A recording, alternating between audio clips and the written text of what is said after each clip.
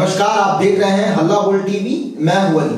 Paper leak का जादूगर कहा जाने वाला विपुल शर्मा गिरफ्तार हो गया है। आइए इस पूरे मामले को विस्तार से जानते हैं हल्ला बोल टीवी के संपादक दीपक शर्मा से। देखिए, पेपर लीक का बीपीएससी टीआरई 3 और कई सारी परीक्षाओं का पेपर लीक करने का मास्टरमाइंड और उसमें बड़ी भूमिका संजीव मुखिया के साथ मिलकर निभाने वाला विपुल शर्मा गिरफ्तार हो गया है। यह औरंगाबाद के दाऊदनगर का रहने वाला है और कहा जाता था कि इसको जादू आती है, मतलब इसके पास मैजिक है पेपर लीक कराने का। आप जिस परीक्षा का पेपर कहिए ये लीक करा दें और आप पैसे तैयार रखिए, आपको पेपर मिल जाएगा जी। तो जादूगर के नाम से मशहूर, पेपर लीक करने का मशहूर भी ना कहें, ऐसे कहें कि पेपर लीक कराने के मामले में जादूगर के नाम से कुख्यात, नटोरियस ये जो क्रिमिनल है पेपर लीक का विपुल शर्मा, इसे पकड़ लिया है पुलिस ने। और पुलिस को लंबे समय से इसकी तलाश थी, ईओयू को लंबे समय से इसकी तलाश थी। ईओयू ने इसे गिरफ्तार किया है और ईओयू फुली नहीं संभा रही विपुल शर्मा को गिरफ्तार करके। ईओयू जो एजेंसी है, इकोनॉमिक ऑफेंस यूनिट जो है, आर्थिक अपराध इकाई। क्यों?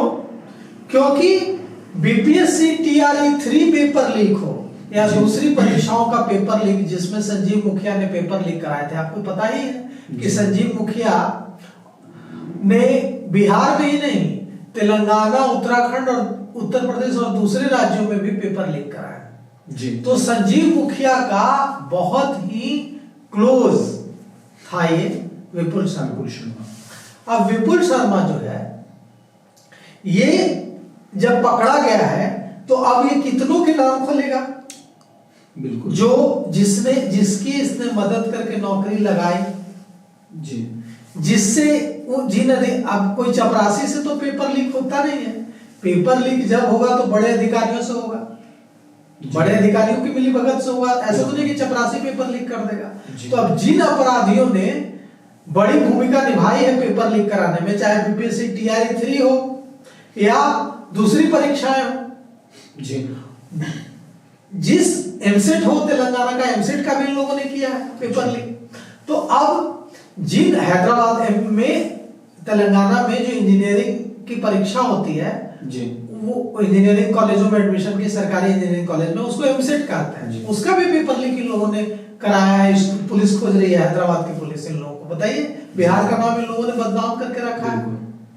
तो अब सवाल ये उठता है कि विपुल शर्मा की गिरफ्तारी के बाद और कितने अफसरों की गिरफ्तारी हो गई। क्योंकि जब ईओयू अब पूछेगी पुलिसिया अंदाज में कि बताओ कि तुम जो पेपर लीक करते थे, जो तुम्हारे पास जादू जो तुम चलाते थे, जो तुम्हें जादू आती थी, वो कितने की तकदीर बदली है, कितने की तकदीर बदली है, कौन कहां पोस्टेड है जी। जितने की तकदीर तुमने बदली है वो उनकी पोस्टिंग कहां है, और वो तकदीर बदलने में कौन कौन पुलिस अधिकारी शामिल थे, कौन कौन प्रशासनिक अधिकारी शामिल थे, कौन कौन विभाग के अधिकारी शामिल थे, उनके नाम बताओ जी। ऐसे पेपर लीक होता है तो बहुत बड़े बड़े लोग इसमें शामिल होते हैं ना। कोई छोटा आदमी पेपर लीक थोड़े कर सकता है, कोई क्लर्क पेपर तो थोड़े लीक कर सकता है। पेपर लीक तभी होगा जब उसमें बड़े बड़े सफेद पोस्ट शामिल होंगे। अब कौन कौन सफेद पोस्ट शामिल थे, कितने बड़े बड़े अधिकारी शामिल थे? अब देखिए, पेपर लीक का क्या कारनामा है कि डीएसपी रंजीत रजक कल जो आए हुए थे हल्ला बोल टीवी में जी, पटना हाईकोर्ट के वकील डॉक्टर कौशलेंद्र नारायण, वो बता रहे थे कि डीएसपी रंजीत रजक के मामले में कैसे डीएसपी रंजीत रजक लंबे समय तक सस्पेंड रहे, जेल गए, और बीपीएससी पेपर लीक वाले मामले में कैसे उनकी संलिप्तता है। बाद में अभी तो शायद उन्हें फिर से पोस्टिंग मिल गई है। तो आप सोचिए कि जब डीएसपी लेवल का पुलिस अधिकारी इसमें शामिल हो सकता है तो किस किस स्तर का अधिकारी इसमें शामिल होगा। तो यह तो छात्रों के साथ जो प्रतिभावान छात्र हैं, जो पूरे साल तैयारी करते हैं और ये सोचते हैं कि वो मेहनत करके परीक्षा पास कर लेंगे, उन छात्रों के भविष्य की हत्या है। तो चाहे संजीव मुखिया हो, चाहे विपुल शर्मा हो, चाहे वो जो प्रभात गिरफ्तार हुआ है बरबीघा का वो हो, ये तमाम लोग जो पेपर लीक में शामिल हैं, ये बच्चों के जो परीक्षा की तैयारी कर रहे युवा छात्र छात्राएं उनका जो भविष्य है उसके हत्यारे हैं। बिल्कुल। और अब देखिए मंगलवार को पटना के गोला रोड से गोला रोड के लाल भवन से विपुल शर्मा पकड़ा गया है और 1.5 साल से यूयू आर्थिक अपराध इकाई इसकी तलाश कर रही थी। इसकी गिरफ्तारी से यूयू के अधिकारी बेहद खुश हैं। आर्थिक अपराध इकाई के डीआईजी मानवजीत सिंह ढिल्लों ने बताया है कि सिर्फ बिहार तक ये इसका दायरा नहीं था इस गिरोह का। इस गिरोह का दायरा झारखंड, हरियाणा और दूसरे राज्यों तक भी फैला था। और गिरोह जो है अभ्यर्थियों को पक्का कहता था कि तुम इतने पैसे दो और तुम परीक्षा पास कर जाओ और मोटी रकम वसूली जाती थी। यूयू की जांच में कई चीजें सामने आई हैं और यह भी सामने आया है कि हरियाणा में एसटीईटी परीक्षा का पेपर लीक भी विपुल शर्मा और संजीव मुखिया गैंग ने कराया और बीपीएससी टीआरई 3 के पेपर लीक में भी विपुल शर्मा और इसके साथियों की भूमिका है, संजीव मुखिया की भूमिका है। और वो दूसरे राज्यों में भी उसका नेटवर्क था मतलब नेशनल लेवल पर उसने अपना नेटवर्क बना रखा था।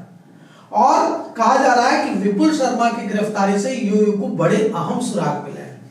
अब आर्थिक अपराध इकाई ने खुलासा किया है कि अब तक लगभग 290 अपराधी जो आरोपी हैं वो गिरफ्तार हो चुके हैं और अभी भी 290 गिरफ्तार हुए, 10 की तलाश की जा रही है। मतलब आंकड़ा 300 का है। 300। अब सोचिए कि अब कहा जा रहा है कि जो 10 और को गिरफ्तार करना है इसके लिए एसओजी बनाया गया है, स्पेशल ऑपरेशन ग्रुप। और एसओजी की टीमें बिहार और बिहार से बाहर भी दबिश दे रही हैं क्योंकि ये लोग जरूरी नहीं है कि बिहार में ही छिपे रहते हैं।